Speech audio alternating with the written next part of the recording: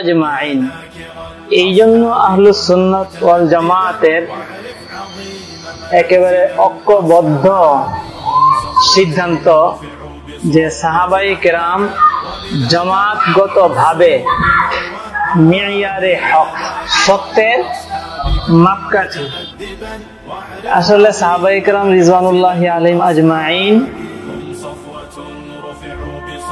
জামাতগত ভাবে তারা আমাদের জন্য কি মিয়ারে হক। মিয়ারে হক অর্থ সত্যের মাপকাঠি।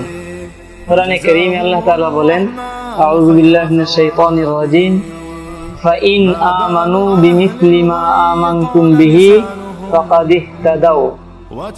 সাহাবায়ে কেরামকে সম্বোধন করে আল্লাহ তাআলা বলেন, তোমরা যেভাবে ঈমান এনেছো অন্যরা যদি সেভাবে ঈমান আনে তাহলে তারা হেদায়েত পেয়ে গেল। তাহলে সাহাবায়ে কেরাম এই ঈমানের মতো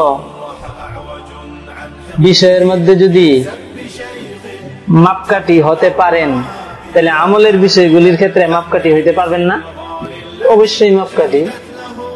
এমনি ভাবে কোরআনে কারীমের আরো আয়াত, রাসূল সাল্লাল্লাহু আলাইহি ওয়াসাল্লামের অসংখ্য হাদিস এই বিষয়টাকে কি করে প্রতিষ্ঠিত করে যে সাহাবায়ে কেরাম উম্মতের জন্য কি, সাহাবায়ে কেরামের জামাত উম্মতের জন্য কি মাপকাঠি।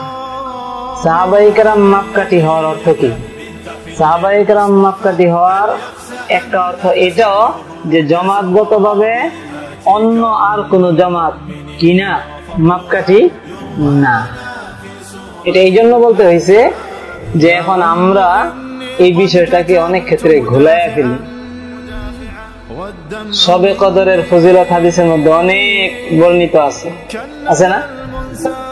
শবে কদরের এই ফজিলতটাকে যদি কেউ অস্বীকার না করে এই কথা বলে যে বৎসরের আরো যে কয়টা রাত্র আছে সেই রাত্রগুলিরও শবে কদরের মতো কি আছে, ফজিলত আছে। শবে কদরের ফজিলত স্বীকার করে নাই, কিন্তু অন্য অন্য রাতগুলির জন্য শবে কদরের মতো ফজিলত কি করে স্বীকার করে। তাইলে কি শবে কদরের অতিরিক্ত ফজিলত আর থাকলো? অস্বীকার করা ছাড়া সরাসরি শবে কদরের ফজিলত অস্বীকার করা হলো কিনা? তখন আর শবে কদরকে কেউ গুরুত্ব দিবে? কারণ অন্য রাতের মর্যাদা তো কি এমনই। এখন যদি বলা হয় আল্লাহ পাক সেই রাত্রে অন্যান্য রাত্রগুলিতে শবে কদরের ফজিলত দিলে আল্লাহ তাআলার ক্ষমতা আছে, তোমার এত সংকীর্ণতার কি আছে? তোমার এত কৃপণতা দেখানোর কি আছে? এটা যদি বলা হয় যুক্তিযুক্ত হবে? কথাটা বুঝতেছেন? আর এই কথাটা বলা হলে যুক্তিযুক্ত হবে নাকি? হ্যাঁ, তাহলে শবে কদরের এই ফজিলত এর অর্থ কি অন্যান্য রাত্রগুলিরও এই ফজিলত আছে? সাহাবায়ে কেরাম মিয়ারে হক হওয়ার অর্থ হইল যে সাহাবায়ে কেরামই মিয়ারে হক, অন্য কেহ তাদের সাথে এইভাবে জামাতগত ভাবে কিনা মিয়ারে হক না। বুঝাচ্ছে? এদের একটা মানে বাহ্যিক মেসাল বোঝার জন্য সহজ, যেটা একটা রশির বিশাল বড় বান্ডিল, এই বান্ডিলটা রশিটাকে আপনি 1 লাখ টুকরা করবেন। কয় লাখ? মানে একই মাপের হইতে হবে সবগুলো। এখন প্রথম একটা টুকরা করছেন, প্রথম কি করছেন একটা, এই টুকরাটার সমান করে এখন আরো 1 লক্ষ টুকরা আপনার করতে হবে। কি করবেন? মাপ হিসাবে আপনি গ্রহণ করবেন কোনটারে? প্রথমটাকে না? যদি এমন কিয়াস করা হয় যে দ্বিতীয়টা তো প্রথমটারই সমান, তাহলে তৃতীয়টা দ্বিতীয়টা দিয়ে মাপ দিই।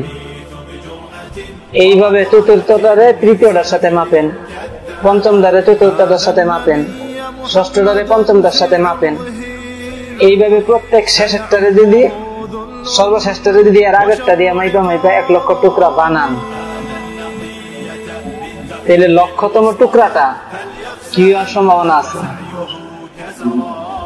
যদি কারোর মধ্যে প্রবণতা থাকে একটু করে বাড়ানোর, লক্ষতম টুকরাটা কত বড় হয়ে যাবে? প্রথমটা সমান থাকবে না বিশাল বড় হয়ে যাবে? আর যদি কারোর মধ্যে প্রবণতা থাকে কমানোর, তাহলে লক্ষতম টুকরাটা কোথায় যাবে? প্রথমটা শেষটার মধ্যে কোন মিল থাকবে? কিন্তু দেখতে বোঝা যাবে যে এটা যে প্রথমটার সাথে মিল নাই, কারণ এটা তো শেষটার সাথে মিল, শেষটার আগেরটার সাথে মিল, এর আগেরটার সাথে মিল, এর আগেরটার সাথে মিল, হইতে হইতে প্রথমটার সাথে কি আছে? মিল আছে। যুক্তি তো কয় প্রথমটার সাথে কি আছে? মিল। কিন্তু বাস্তবে কি বলবে? মিল নেই। সাহাবায়ে কেরামের সাথে দ্বীনি ক্ষেত্রে সাহাবায়ে কেরাম আমাদের মেয়ারে হক। এটা কোন ভাবে? বারবারে নিজেদের আমলকে সাহাবায়ে কেরামের সাথে মাপা হবে, না সাহাবীদের সাথে যারা অনুসরণ করছে, তাদের যারা অনুসরণ করছে, তাদের যারা অনুসরণ করছে, তাদের সাথে যারা অনুসরণ করছে, বাহ্যিক ভাবে ওই প্রত্যেক শ্রেষ্ঠের লগে নিজেরটারে মিলামো? কোন তরিকাটা সর্বশ্রেষ্ঠা সঠিক হওয়ার বেশি উপযোগী? সর্বশ্রেষ্ঠ টুকরাটা প্রথমটা সমান হওয়ার উপযোগী কোন তরিকাটা? যে প্রথমটা দিয়ে সবগুলির মাপা, না প্রতি শেষটা দিয়ে এরপর একটা মাপা? দুইটাই তো তরিকা, দুটোটার মধ্যে কিন্তু কি আছে? মাপ আছে, মাপ ছাড়া না। কিন্তু সঠিক পদ্ধতি কোনটা? সাহাবায়ে কেরাম মেয়ারে হক হওয়ার তো এটা, যে বারবারে নিজেদের আমলকে আমরা মিলাবো কার সাথে? কথাটা বুঝে আসছে? পরিষ্কার হয়েছে? এটাই হইলো কি মেয়ারে হক হওয়ার। উম্মতের মধ্যে সবচেয়ে বেশি আল্লাহ তাআলাকে সন্তুষ্ট করতে পারছে কারা বলেন দেখি? না অন্য কোন জামাত? তাইলে সাহাবায়ে কেরামের জামাতের সাথে আমাদেরকে যতটুকু আমরা মিলাইতে পারবো ততটুকু আমরা কি হব? আল্লাহ তাআলা সন্তুষ্টির নিকটবর্তী হব, তাই না? বিষয়টা এটা তো। আর সাহাবায়ে কেরামের জামাতের সাথে আমাদের জামাতটা যতটুকু বেমিল থাকবে ততটুকু আল্লাহ সন্তুষ্টির থেকে কি থাকবো আমরা?